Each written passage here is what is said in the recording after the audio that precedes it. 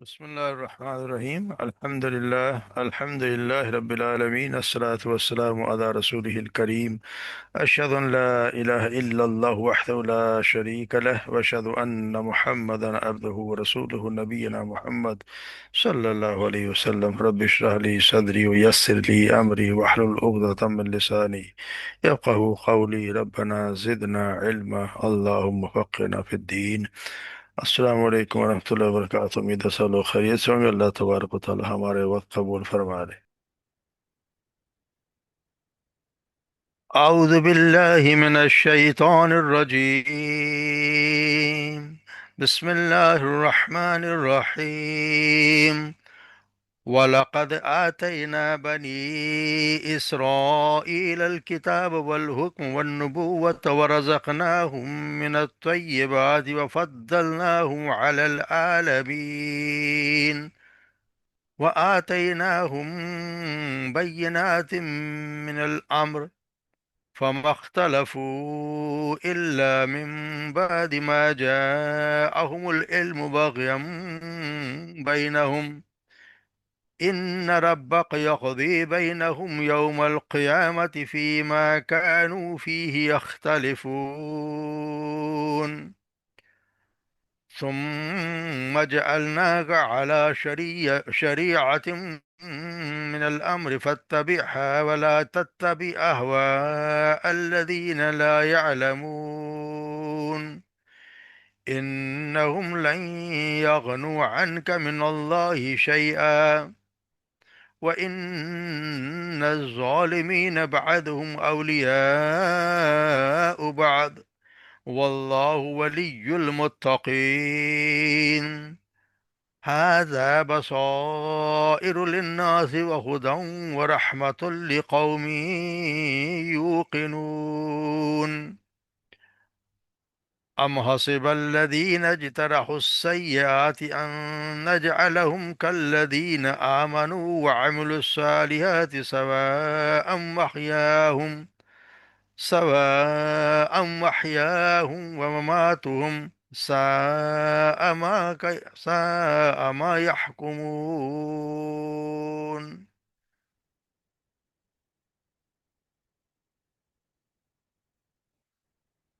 وَلَقَدْ آتَيْنَا، اور بل البتہ یقیناً، آتینا ہم نے عطا کی بنی اسرائیل کو الکتاب کتاب، والحکم اور حکم یا حکومت، والنبوہ اور نبوت، ورزقناہم من الطیبات، اور ہم نے رزق دیا انہیں من پاکیزہ رزق میں سے رزق دیا، وفضلناہم علی العالمین، اور فضیلت دی ہم نے تمام جہان والوں پر، یعنی اس وقت جو بھی لوگ سب پر۔ وآتیناہم، اور اور عطا کیا ہم نے انہیں بینات من الامر، بینات واضح دلائل من الامر دین کے معاملے میں، فما اختلفوا، پس نہیں اختلاف کیا انہوں نے، الا مگر من بعدی اس کے بعد کے، ما جاءہم العلم جو کہ آ گیا ان کے پاس علم، باغیم بینہم آپس کی ضد کی وجہ سے۔ ان ربک یقضی، بے شک آپ کا رب، یقضی فیصلہ کرے گا، بینہم ان کے درمیان، یوم القیامہ قیامت کے دن، فی ما کانو اس میں جس میں وہ، فی یختلف جس میں وہ اختلاف کیا کرتے تھے۔ ثم جعلناکم، پھر ہم نے بنا دیا آپ کو یا دے دیا آپ کو، علی شریعت، شریعت میں، من الامر دین کے بارے میں ایک طریقہ آپ کو دے دیا، فتبعها پس اتباع آپ کیجئے اس کی، ولا تتبع اور نہ اتباع کیجئے، اہواء خواہشات کی، الذین لا یعلم ان لوگوں کے جو نہیں جانتے، انہم لن یغنوا عنک، بے شک وہ لن ہرگز نہیں یغنو کام آئیں گے، عنک آپ کے، من اللہ شیء اللہ کے مقابلے میں کچھ بھی، وَإِنَّ الظَّالِمِينَ بَعْضُهُمْ أَوْلِيَاءُ بَعْضٍ، اور بے شک ظالم لوگ، بعضهم بعض ان میں سے بعض، اولیاء دوست ہیں بعض کے، واللہ ولی المتقین، اور اللہ دوست ہے متقین کا۔ ھذا بصائر للناس، یہ واضح بصیرت کی کہ دلائل ہیں، للناس لوگوں کے لیے، وہ خدا اور ہدایت ہے، وہ رحمت اور رحمت، لقومی یوقنون لوگوں کے لیے جو یقین رکھتے ہیں۔ ہم حسب الذین، کیا گمان کر لیا، حسب الذین گمان کر لیا، الذین ان لوگوں نے، اجترحوا السیئات جنہوں نے برائیوں کا ارتکاب کیا، ان نجعلہم کہ ہم کر دیں گے انہیں کالذین ان لوگوں کی طرح، آمنو جو ایمان لائے، وعملوا الصالحات جنہوں نے نیک عمل کیے، سواء محیاہم برابر ہے، محیاہم ان کا جینا، ومات ان کا مرنا، ساء ما یحکمون برا ہے جو یہ حکم لگاتے ہیں، یا جو یہ حکم لگاتے ہیں جس کے بارے میں یہ سوچتے ہیں۔ تو یہاں دیکھتے ہیں کہ اللہ تبارک و تعالیٰ نے پیچھے جو آیات ہم نے پڑھی ہیں ان میں اللہ تبارک و تعالیٰ نے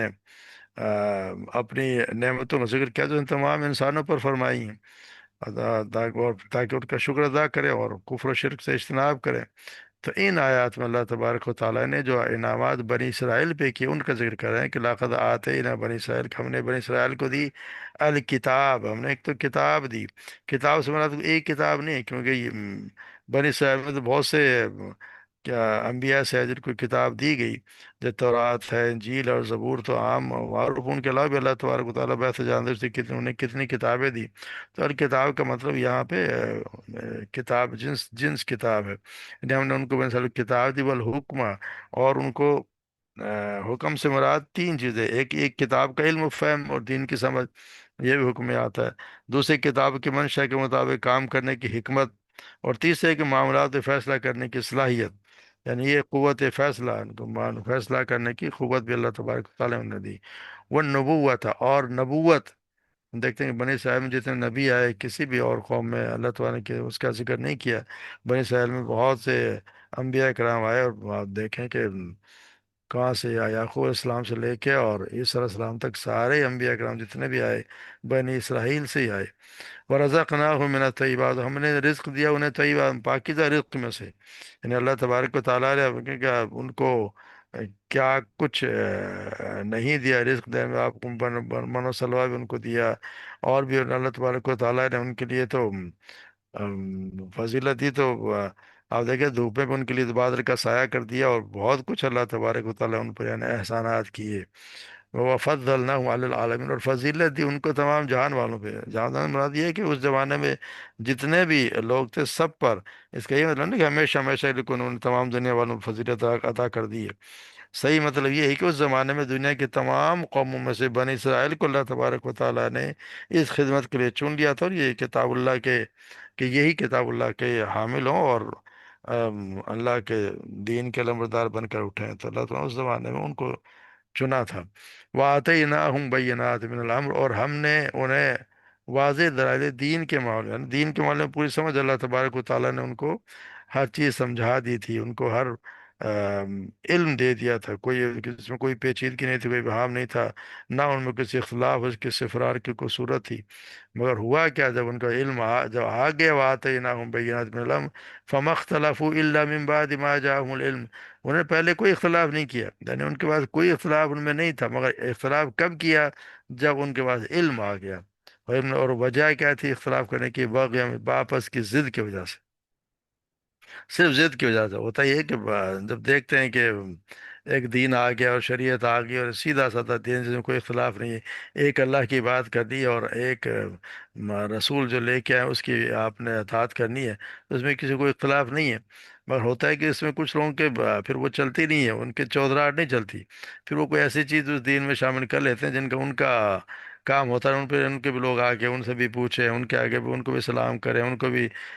نظر و نیاز چڑھائے، اور پھر اپنے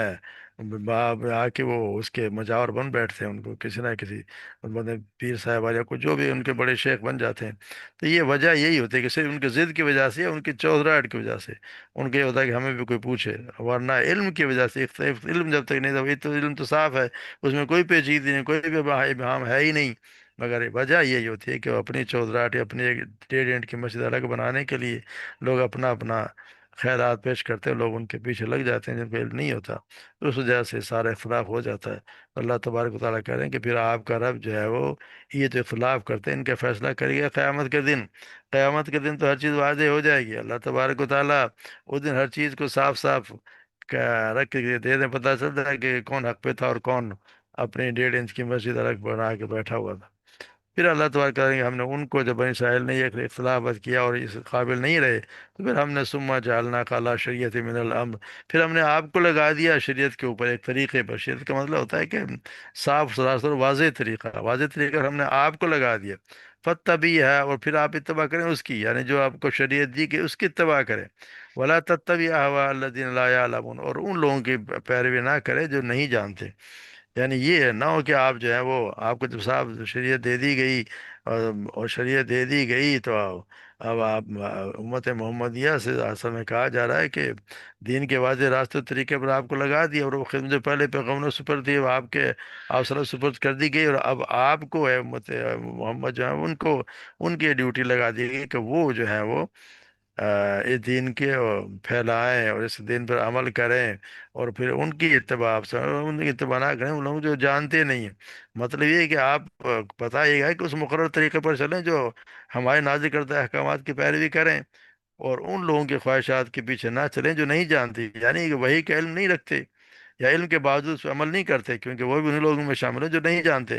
اس سے مراد اہل کتاب ہی ہیں کہ ان اہل کتاب کے جو جانتے بوجھتے اس پہ پیروی نہیں کرتے، یا ان کی خواہشات کے مطابق نہ چلے، اور وجہ اس کی بتا دی گئی کہ اگر آپ چلیں گے تو پھر کیا ہوگا، انہم لن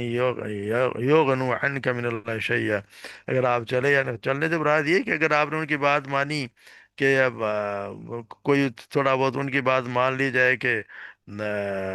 خوش کرنے کے لیے ان خواہشات کے پیچھے چلے اور دین کے کسی قسم کا کوئی رد و بدل کر دیں، تو آپ نے اللہ کو سمجھو کہ آپ نے اللہ کو ناراض کر لیں گے، تو پھر یہ لوگ آپ کو اللہ تعالیٰ کی رزق سے کس طرح بچا نہ سکیں گے؟ صاحب اللہ تبارک و تعالیٰ سے کوئی بچا نہیں سکتا، نہیں ہرگز نہیں وہ بچا سکیں آپ سے اللہ کی طرح، اللہ سے۔ اور صاحب بتا دیں، اور پھر بات دوسری وجہ یہ کہ ایسے لوگوں کی خواہشات کی پیروی سے منع کرنے کی دوسری وجہ یہ بھی ہے کہ اللہ تبارک و تعالیٰ نے شریعت کی پیروی متقی لوگوں کا کام ہے، اور ان کی غیر کی خواہشات کی پیروی تو ظالموں کا کام ہے، کیونکہ وہ ظلم کسی کا حق دوسرے کو حق دینے کا حق، ظلم کہتے ہیں کہ ایک چیز کو کسی حق کسی اور کا اور دے دیا کسی اور کو جائے، اسی لیے کہتے ہیں نا شرک جو ہے بہت بڑا ظلم ہے، کہ ایک عبادت اللہ کا حق ہے اور آپ عبادت کسی اور کی کرنے لگ جائے تو یہ سب سے بڑا ظلم ہے۔ تو یہاں بھی بتایا کسی حق ظلم کسی کا حق دوسرے کو دینے کا نام ہے، اور اللہ تبارک و تعالیٰ کا حق آپ دوسروں کو دے رہے ہیں، تو ایسے ظالم لوگ اپنے دنیا مفادات کے حاضر ایک دوسرے کے دوست ان کے کہنے بچانے والے ہوتے ہیں، وہ ایک دوسرے کے دوست ہیں، آپ کے دوست نہیں ہیں، ان کے مفادات ہیں، وہ ایک دوسرے کے دوست ہیں، ان الظالمین بعضهم اولیاء بعض، اور اللہ تبارک و تعالیٰ تو متقین کا تو دوست پھر اللہ تبارک و تعالیٰ ہی ہے، جو اللہ کی مانے گا، اس کے کبھی احکامات پر عمل کرے گا، اسی کے مطابق زندگی گزارے گا، تو پھر اللہ تبارک و تعالیٰ ان کے یقینی بات ہے اللہ ہی دوست ہو گئے۔ اللہ تبارک و تعالیٰ ھذا بصائر للناس، تو یہ جو ہے وہ روشن نشانیاں ہیں، بصیرت کی نشانیاں لوگوں کے لیے، یعنی یہ سب کے لیے ہیں، یہ صاف چیزیں واضح چیزیں نظر آ رہی ہیں۔ بصائر اصل میں بصیرات ان کی جمع ہے، یعنی سمجھ میں آنے والی بات، للناس لوگوں کے لیے، یعنی جس میں لوگوں سے مراد سارے مسلمان اور کافر سب شامل ہیں، یعنی قرآن کریم میں باتیں ایسی ہیں جو سب لوگوں کے سمجھ میں آنے والی ہیں، اور انہیں ان کے نفع اور نقصان سے آگاہ کرنے والے، خواہ وہ مانے یا نہ مانے وہ دوسری بات ہے، مگر ہیں سب کے لیے۔ مگر ہدایت کس کے لیے؟ وَهُدًى وَرَحْمَةٌ لِّقَوْمٍ يُوقِنُونَ، ہدایت اور رحمت تو صرف ان لوگوں کے لیے جو یقین رکھتے ہیں، کیونکہ جو یقین رکھتا ہے اس کے لیے تو ہدایت نہیں ہے، نہ ہی اس کی پہ رحمت نازل ہوگی، جس اللہ تبارک و تعالیٰ سورہ بنی اسرائیل فرماتے ہیں نا کہ وہ وَنُنَزِّلُ مِنَ الْقُرْآنِ مَا هُوَ شِفَاءٌ وَرَحْمَةٌ لِّلْمُؤْمِنِينَ وَلَا يَزِيدُ الظَّالِمِينَ إِلَّا خَسَارًا، ہم قرآن میں سے تھوڑا تھوڑا نازل کرتے ہیں جو ایمان والوں کے لیے اس طرح سے شفا اور رحمت ہے، اور ظالموں کو تو خسارے کے سوا اس کسی چیز میں زیادہ نہیں کرتا، یعنی اسی چیز میں جو مسلمان جو ماننے والے ہیں ان کے لیے تو شفا بھی اور رحمت بھی ہے، مگر ظالموں کے لیے اس میں خسارہ ہی خسارہ ہے۔ تو جو لوگ مانیں گے ان کے لیے رحمت ہے اور ہدایت ہے، لقوم یوقنون جو یقین رکھتے ہیں۔ پھر اللہ تبارک و تعالیٰ فرما رہے ہیں ام حسب الذین اجترحوا السیئات، یعنی وہ لوگ جنہوں نے گناہوں کا، برائیوں کا ارتکاب کیا، برائیاں کرتے رہتے ہیں، یعنی کمائی کی برائیاں کی، اور پھر ان نجعل، ان کا یہ گمان یہ کرتے ہیں کہ ہم برابر کر دیں گے اللہ تبارک و تعالیٰ انہیں بھی اور ان لوگوں کو جو ایمان بھی لائے اور عمل صالح کیے، یعنی یہ بھی خواہش رکھتے ہیں کہ ہم ایسا کام کریں اور اس کے باوجود سب کچھ برابر اللہ تبارک و تعالیٰ برابر کر دے، یعنی زندگی اپنی مرضی کے مطابق گزارتے رہے، اور اب جب مرنے کا وقت ہے تو اللہ تبارک و تعالیٰ سب کو، کیونکہ ان کی تو یہی خواہش ہوگی کہ ان کو پوچھے ہی نہیں، ہم نے جو کام کیے ہیں ہمارا اس میں کوئی حساب کتاب ہی نہ ہو، यकीनी बात है वो तो यही चाहेंगे, मगर ऐसा होगा नहीं, कि ये तो मुमकिन नहीं, ये तो इंसाफ के खिलाफ है, ये तो हो ही नहीं सकता ना, कि क्योंकि अखलाक का भी तकाजा और लाजमी तकाजा है कि अच्छे और बुरे लोगों का अंजाम यकसा ना हो। अच्छों को उनके अच्छाई का बदला दिया जाए और बुरों को उनकी बुराई का उन पर यकीनन सजा दी जाए। अगर ये बात अगर ना हो, नेकी और बदी का नतीजा एक ही जैसा हो, तो